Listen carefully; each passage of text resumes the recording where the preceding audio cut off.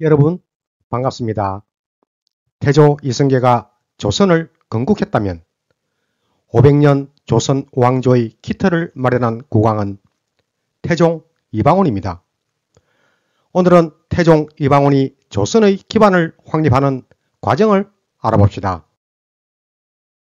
이방원은 고려말 이성계의 5번째 아들로 형들과 달리 학문에 뛰어나 일찍이 16살에 과거에 합격하여 무인 집안에서 큰 경사가 났다고 아버지 이성계의 사랑을 받았지요. 이로 인해 이성계는 아들인 이방원과 함께 당시 신진 사대부의 관료들과 인맥을 쌓기 시작하였고, 이방원도 정치에 입문하여 고려말 정치적 상황을 파악하고 명예사신으로 건너가 외교 업무를 잘 수행하기도 합니다. 그러다가 아버지 이성계를 도와 정도전과 함께 역성혁명에 동참하기 시작합니다. 역성혁명이란 고려의 왕씨 왕조를 무너뜨리고 새로운 왕조를 세우려는 혁명이죠. 위화도 해군 이후 이성계가 고려의 실권을 장악하고 난 뒤 과전법과 같은 급진적 개혁을 추진하자 온건파 사대부인 정몽주가 이에 반대하면서 혁명파 사대부의 힘이 밀리고 정도전 일파가 크게 위협을 당하자 이방원은 역성혁명의 걸림돌인 정몽주를 만나 혁명에 동참할 것을 권유하였으나 뜻이 관철되지 못하여 결국은 1392년 개경의 선주교에서 정몽주를 살해함으로써 조선 개국이 앞당겨지는 결정적인 역할을 하게 되지요. 이방원은 새 왕조 개창에 누구보다 큰 공을 세웠지만 아버지 이성계와 정도전의 견제로 개국 공신의 명단에 빠지게 되고, 게다가 계모 신덕광후의 둘째 아들 이방석이 세자로 책봉되자 이방원은 이에 큰 불만을 갖게 됩니다. 이는 재상인 정도전이 세자인 이방석을 내세워 강력한 왕이 통치하는 나라가 아니라 재상 중심의 정치를 주도하려는 데 대한 반발이지요.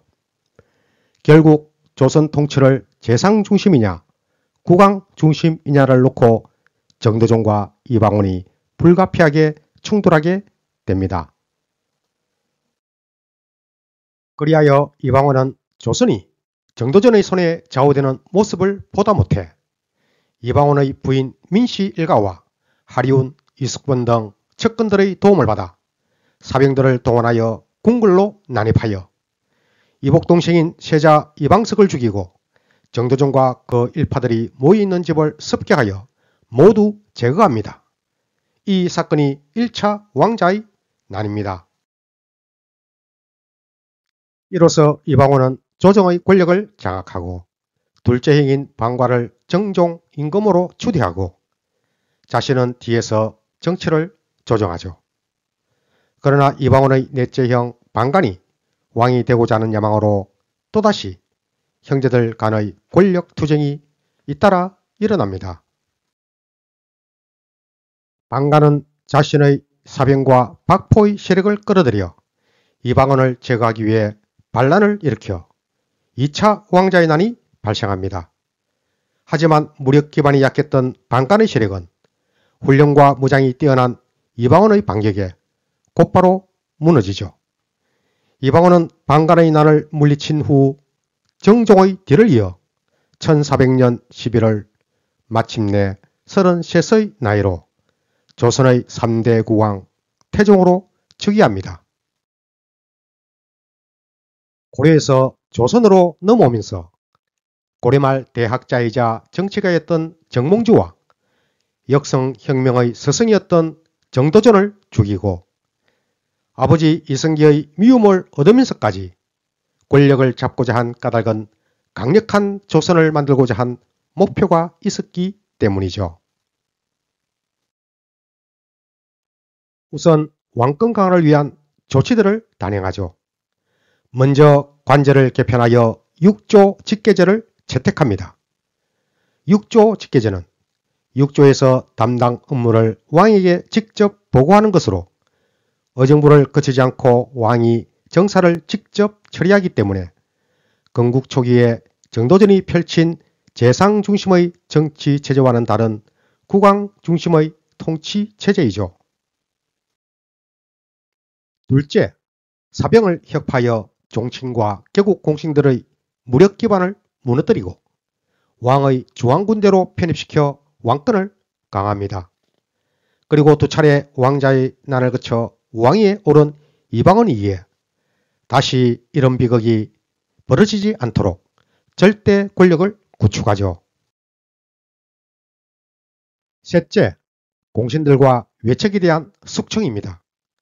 왕자의 난에서 큰 역할을 하였던 이숙봉과 이거인은 자신의 공을 내세워 교만을 부리고 권력을 남용하였다는 이유로 유배를 보내거나 주왕 정계에서 내쫓았고 외척의 발언을 미연에 방지하기 위해 왕자의 난에서 이방원을 도와 공을 세운 민씨 부인의 남동생인 민무구, 민무질 등 처남들을 제거하였으며 또한 세종에게 왕위를 물려주고 자신은 상황이 된 뒤에도 세종의 외척 일가로 인해 흔들릴 수 있는 왕실의 안정을 위해 피의 숙청을 단행하기도 하지요. 또한 그는 전국적으로 골마다 토지를 청량하는 양전사업을 실시하고 인구의 수를 파악하여 국가의 재정 확보와 군사력 강화에 힘을 씁니다. 인구조사의 목적은 군역 및 부역 대상자를 파악하기 위한 것인데 이와 함께 실시한 제도가 바로 호패법입니다. 호패는 일종의 주민등록증으로 16세 이상의 남자만 의무적으로 휴대하도록 하였는데 신분에 따라 기록된 내용이 달랐죠. 이처럼 조선 개국은 정도전의 설계로 이루어졌지만 공사를 진행하고 건물의 뼈대를 완성시킨 사람은 정치적 승부사였던 태종 이방원입니다. 태종 이방원이 조선의 기틀을 확실히 다졌기에 조선은 앞으로 500년간 왕조가 지탱됩니다. 그는 18년간 통치한 뒤 1418년 총명하고 덕이 있는 셋째 아들 충녕대군 곧 세종에게 왕위를 물려주죠. 세종은 아버지 태종이 추진한 과감한 외척 척결과 정비된 국가 조직을 바탕으로 조선을 안정시키고 발전할 수 있는 역량을 마음껏 펼쳐 나갑니다.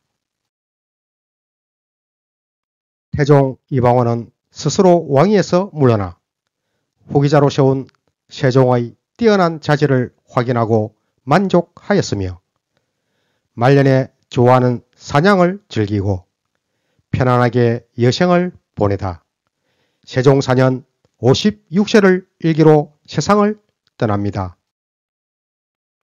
출제 유형을 볼까요?